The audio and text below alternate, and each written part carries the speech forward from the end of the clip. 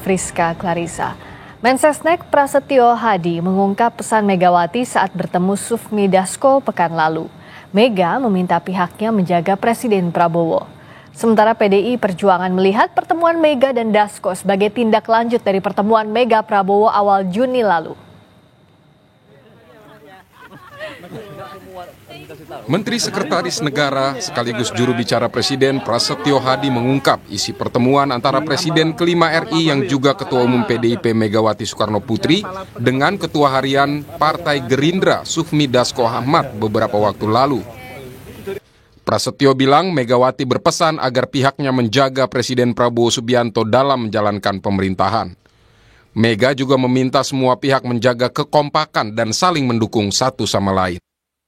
Apa itu ya, Mas? Kemarin kan sudah saya sampaikan, pesannya adalah jaga Pak Prabowo, jaga beliau pemerintahan ini supaya berjalan dengan baik, ya, saling mendukung satu sama lain, jaga kekompakan, jaga persatuan. Beliau sebagai presiden memberikan masukan seperti itu. Sementara politisi PDIP Arya Bima menilai pertemuan Megawati dengan Ketua Harian Gerindra Sufmi Dasko Ahmad merupakan tindak lanjut dari pertemuan dengan Presiden Prabowo Subianto. Jadi Mas Dasko sama Mas Pras kemarin ketemu dengan Ibu Mega merupakan follow up dari pertemuan Pak Prabowo dengan Ibu, pasti akan memberikan warna kesejukan iklim politik dan iklim demokrasi saat ini. Mengingat kita menghadapi ancaman ekonomi global dan nasional yang tidak mudah. Ya, ini kita rukun saja, bareng-bareng para tokoh seluruh republik ini bareng saja, belum tentu masalahnya selesai. Ya kan? Jadi saya melihat pertemuan itu sangat positif, akan memberikan iklim investasi, ada jaminan suasana kesejukan republik bangsa ini ke depan itu tidak congkrah.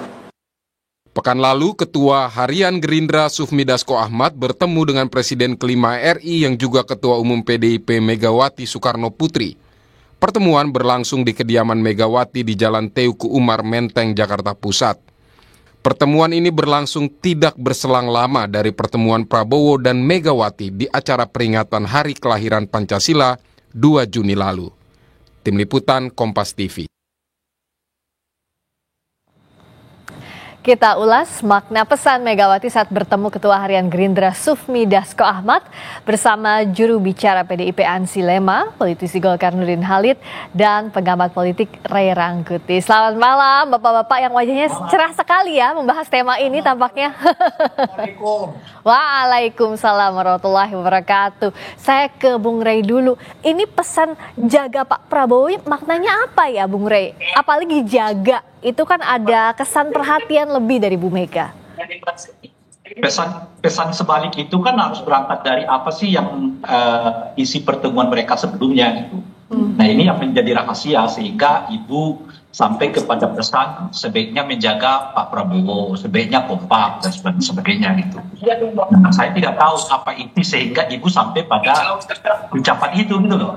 Kan kalau kita misalnya mencoba mengurutnya ke belakang, mungkin ada informasi tentang ini, tentang itu yang sampai kepada Ibu Mega melalui dua utusan Pak Prabowo ini gitu, sehingga respon Ibu Mega mengatakan ya kompaklah dan kira-kira gitu, jagalah persatuan, ya jagalah Pak Prabowo gitu, alias apa gitu.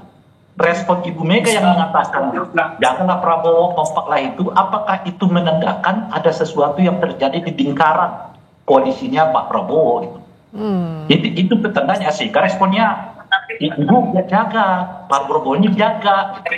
Kan kalau kalimat Pak Prabowo dijaga, memang ada apa dengan Pak Prabowo sehingga keluar kalimat dari Ibu Mega itu Pak Prabowo dijaga. Nah ini yang kita belum tahu nih. Berarti Bung Ray bisa ada variabel apa dan siapa kalau bicara soal jaga? Ya kita belum tahu ini sebetulnya apa yang pernah terjadi kalau benar itu ya asumsinya sehingga respon Ibu Mega ke dua utusan Pak Prabowo ini jaga Pak Prabowo-nya itu apakah sedang terjadi sesuatu yang mungkin dirasakan konfliktual di lingkaran istana negara sekarang ini.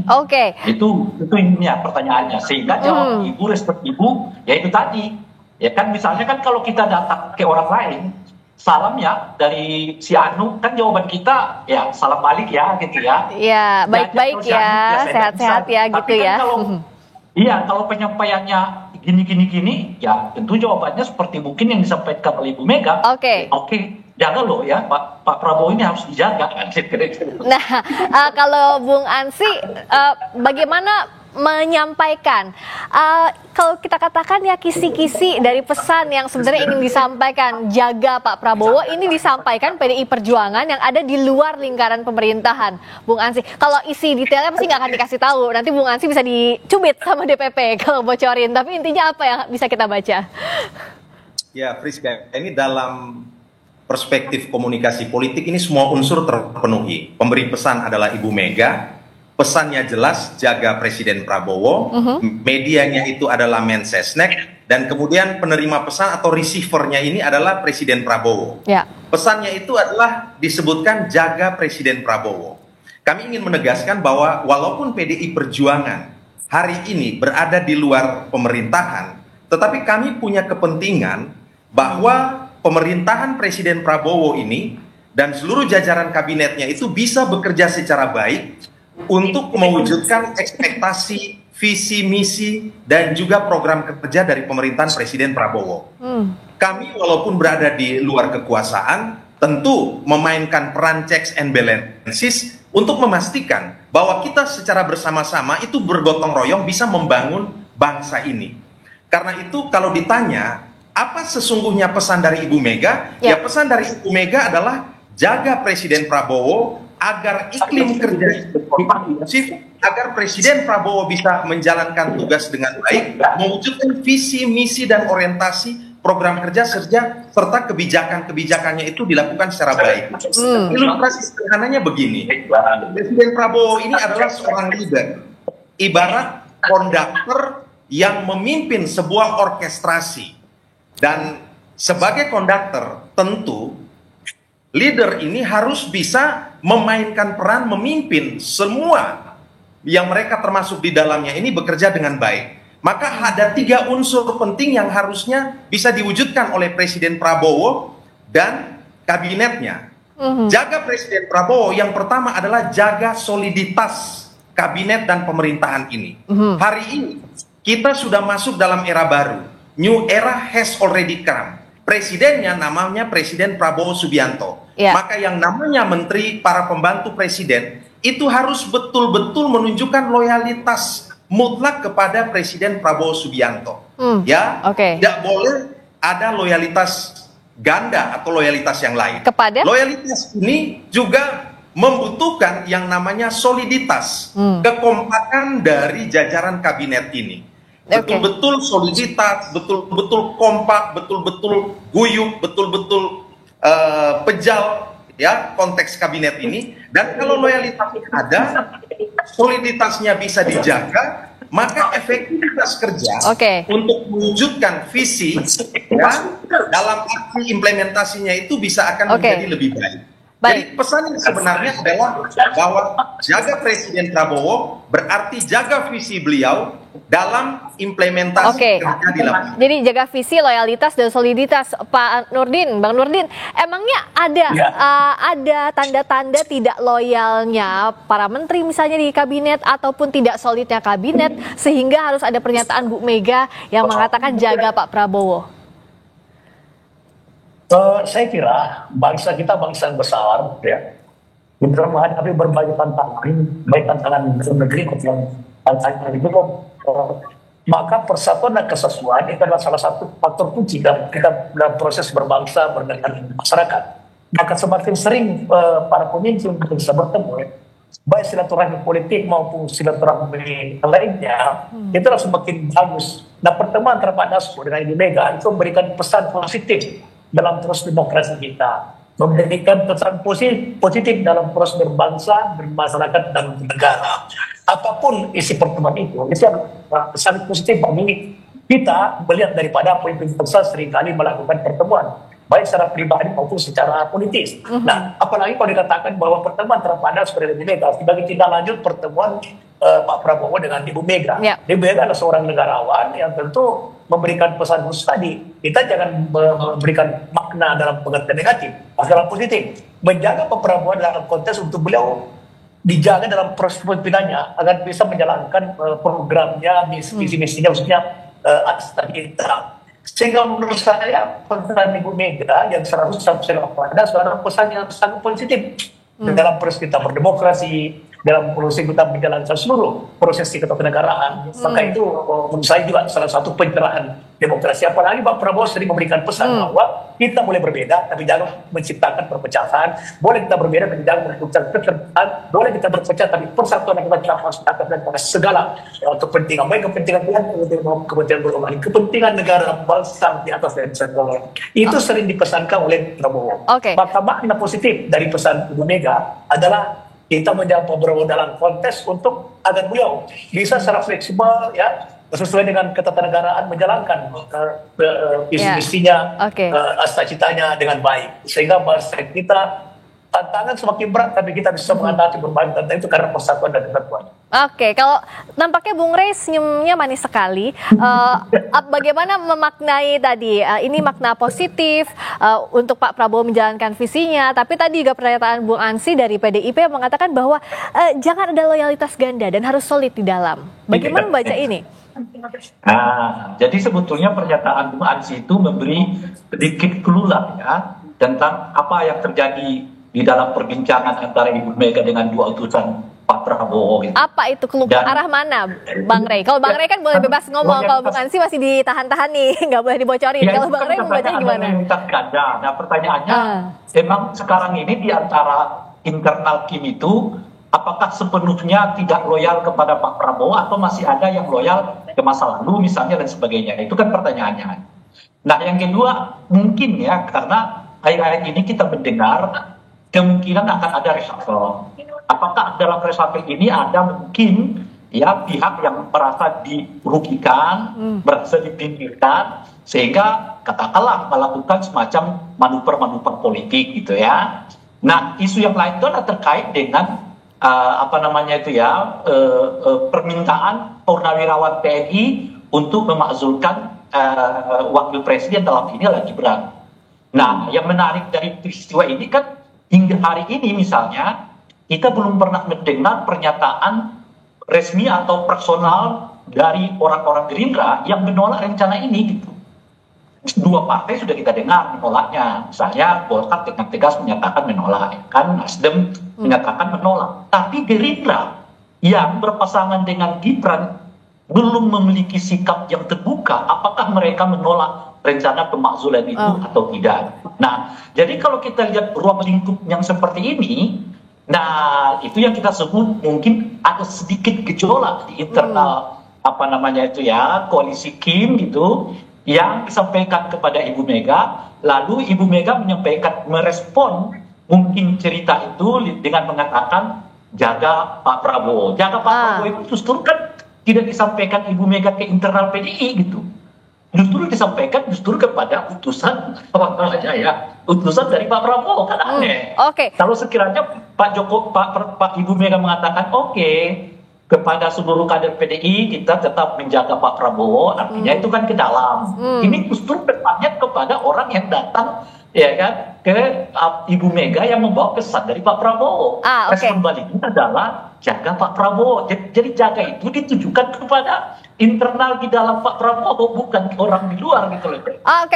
Apa iya Bung Ansy begitu? Cukup luas juga konteks yang dijelaskan oleh Bung Rey. Apakah memang seluas itu juga pesannya Bu Mega untuk Pak Prabowo? Ya, pesan itu kan berangkat dari perhatian dan kepedulian. Kami juga melihat bahwa Presiden Prabowo ini harus betul-betul bekerja dan berhasil dalam memimpin kabinetnya. Maka itu kabinet yang bisa bekerja efektif itu kan dasar yang paling utama itu kan betul-betul harus menunjukkan loyalitas kepada presiden. Loyalitas dalam visi dan juga dalam aksi implementasi, kan begitu. Artinya para pembantu presiden, para menteri yang sudah disumpah itu juga harus bekerja betul-betul berdasarkan visi, misi, arah dan orientasi kerja dari Presiden Prabowo Subianto. Karena apa? Karena ini merupakan modal dasar, modal yang utama. Kalau seandainya loyalitas ini bisa terbentuk, maka akan terbangun sebuah iklim yang kondusif secara internal dari kabinet atau pemerintahan ini untuk bisa bekerja. Dan kami atau Ibu Mega, PDI Perjuangan, berharap bahwa para pembantu presiden, para menteri, ini betul-betul bekerja secara cerdas, bekerja keras, bekerja ikhlas, untuk betul-betul mendukung kerja Presiden Prabowo Subianto mensukseskan agenda-agenda pembangunan nasional. Karena beberapa waktu lalu sebenarnya Presiden Prabowo pun juga pernah di momen Lebaran itu pernah menyampaikan pesan kepada Cak Imin, ya, ketika itu yang mengumpulkan sejumlah menteri, beliau menyampaikan rapatkan barisan.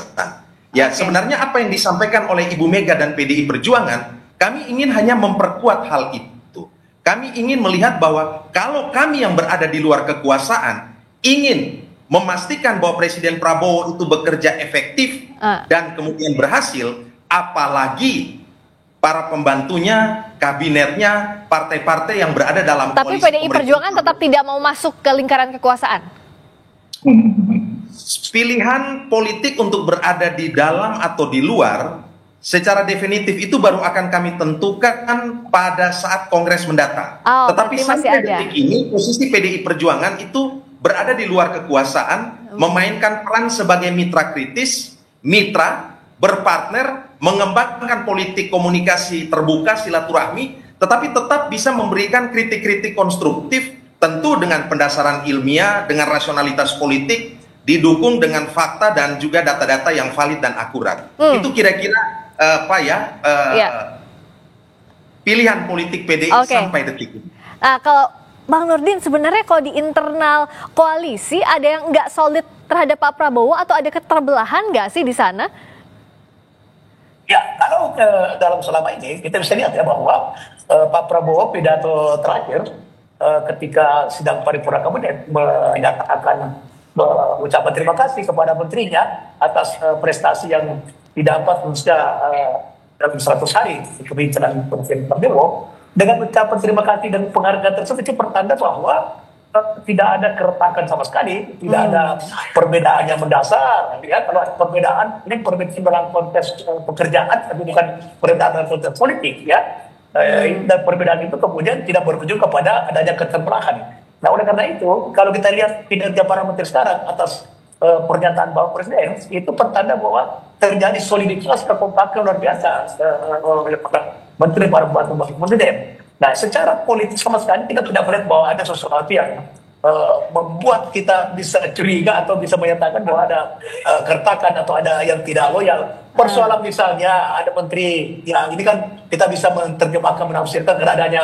beberapa menteri yang datang bertemu Pak Jokowi di Solo. Itu sebenarnya bagian daripada di mana beliau adalah seorang pemimpin presiden 2 periode, tidak lebih daripada sebuah penghargaan terhadap pemimpin masa lalu. Bukan dalam konteks bahwa dia menciptakan agenda, sama sekali tidak ada, khususnya dari Partai Golkar. Partai Golkar itu sangat solid dan apapun jangankan menterinya, seluruh kader pusat Golkar telah diinstruksikan oleh Pak Bahlil bahwa kita harus solid mendukung apapun yang menjadi program Pak Prabowo dalam konteks untuk meningkatkan posisi bangsa kita di masa depan.